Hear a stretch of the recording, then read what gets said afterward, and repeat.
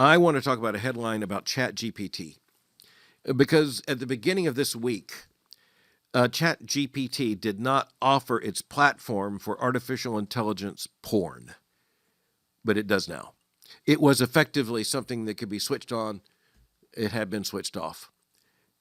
Sam Altman, the head of ChatGPT's larger corporate owner, OpenAI, said Tuesday of this week that the platform will begin allowing users who have verified they are adults to access what is explicitly in the policy called Erotica.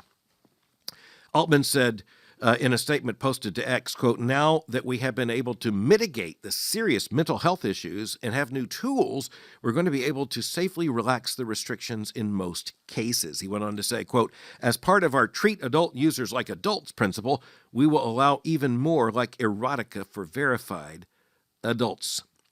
Now, the Erotica part, we are told it's set to come into effect in December. ChatGPT has to roll out what it describes as age gating and do so more fully. Age gating. How do you like that? Okay, so what we're being told here is, don't worry, this isn't about kids, it's only for adults. I don't believe that for a moment, by the way. I don't think age gating works. I think actually one of the scariest things is that parents would think that age gating works. Or frankly, that politicians would buy the claim that age gating works. We know previous efforts to gate ages. That has not worked. But I want us to look at the language used by Sam Altman here. You know, he is one of the leading figures, one of the most important figures in Silicon Valley. He is one of the most important figures in the expanding world of artificial intelligence. And he is in so many ways indicative of people who really operate out of a technological imperative, out of the belief that this is going to happen, it must happen. And not only that, they want to be the masters of it happening. And they want to be, of course, the financial beneficiaries of it happening. You'll see the technological determinism. That's one of the facets of this worldview. A technological determinism. It will be done. It must be done. We must do it. We must do more of it tomorrow than we're doing today. That technological determinism is very much a part of Silicon Valley culture. And honestly, the investor culture has, to a significant degree, followed the same pattern. But notice the language that Sam Altman used. As part of our treat adult users like adults principle, we will allow for even more like Erotica for verified adults. Okay, I just want us to note what's going on here. This became evident in the 1960s and the 1970s. It became far more evident with the rise of print pornography as a massive industry, particularly in the 1960s. So how would you account for, say, Playboy, Penthouse, the pornographic magazines of the day, and then, of course, the burgeoning film industry, which didn't exist as an industry unto itself until the 1960s, really exploded in the 1970s and 1980s. That was before the digital age. It exploded many times over after that. But you know, how did you describe it? It became known as the adult entertainment industry.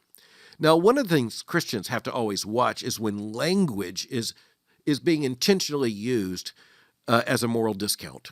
And that's exactly what's going on here. A moral discount is when you say, this isn't drug abuse. It's a drug dependence phenomenon. You can say it's not a lie, it's a half-truth. You can do all kinds of things. And of course, mitigating issues by moral euphemism is something that has a very old history. But when you talk about something as explicit, and yes, I do mean to use the word in this case, explicit as pornography, it is explicitly immoral.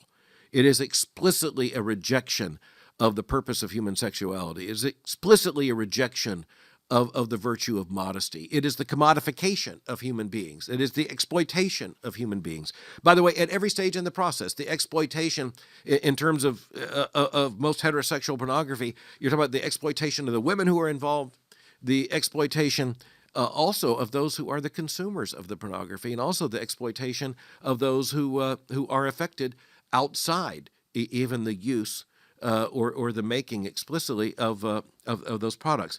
You refer to it as adult. Does that solve a problem? I would argue it does. It does create a distinction in the problem. It's a distinction that is found throughout civilization when we say harm to an adult is not measured the same way as harm to a child. And also adults have at least some matter of choice. Now we do this even with something like at least what's purported to be the structure when it comes to legalized gambling. At least in theory, it's impossible for a 5-year-old to become a titan of online gaming. However, as you know, there are ways around that too. The point is, we say that's adult. That doesn't make it right. Can we just stipulate that? Saying something is adult entertainment actually raises the question as to how immoral it must be if you're going to define it that way, or other activities along the same lines. When you have Sam Altman say, as part of our treat adult users like adults principle, well, okay, so what morally would that possibly cut out? If you're going to say the only issue here is how we identify things and define them as adult, then what's not authorized by this?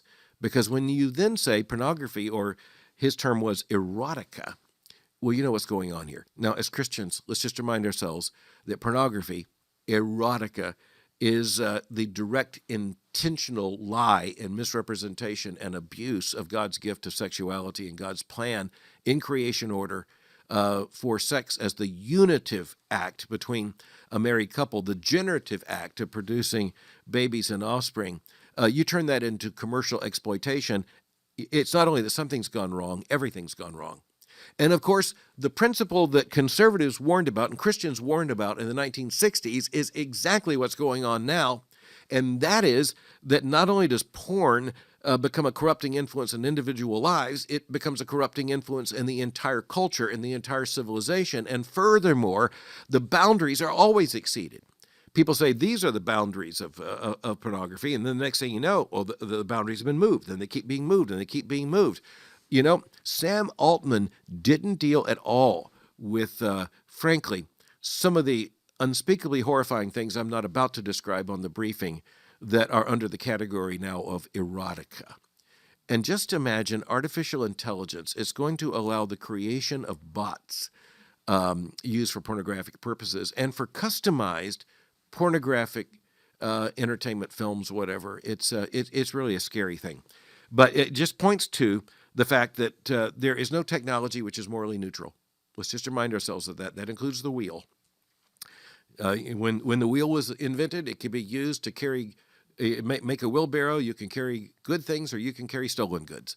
When you put it on a car, you can go to good places, you can go to bad places. You can use it for good purposes or for bad purposes. You can rescue someone or you can kidnap someone. Technology is never morally neutral. And one of the moral dimensions of technology is, what does this now facilitate? What was impossible before this switch was flipped, before this particular development became online or available? What was impossible yesterday that's not only possible but actual now? I also just want to warn before I leave this issue that we just have to watch again and again. Christians can't buy the lie that some adequate system here is protecting children and minors. That's just a lie. I want to tell you why it's a lie in a way you might not think at first. It's a lie because I do think kids are going to find their way to what is behind this firewall, or whatever they're going to call it here, age gating.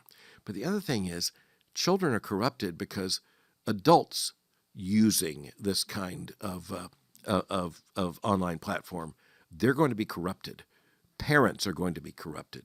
Brothers and sisters are going to be corrupted. Neighbors are going to be corrupted. We as Christians have to understand the moral circle doesn't end with the age-verified adult, even if there is such a thing.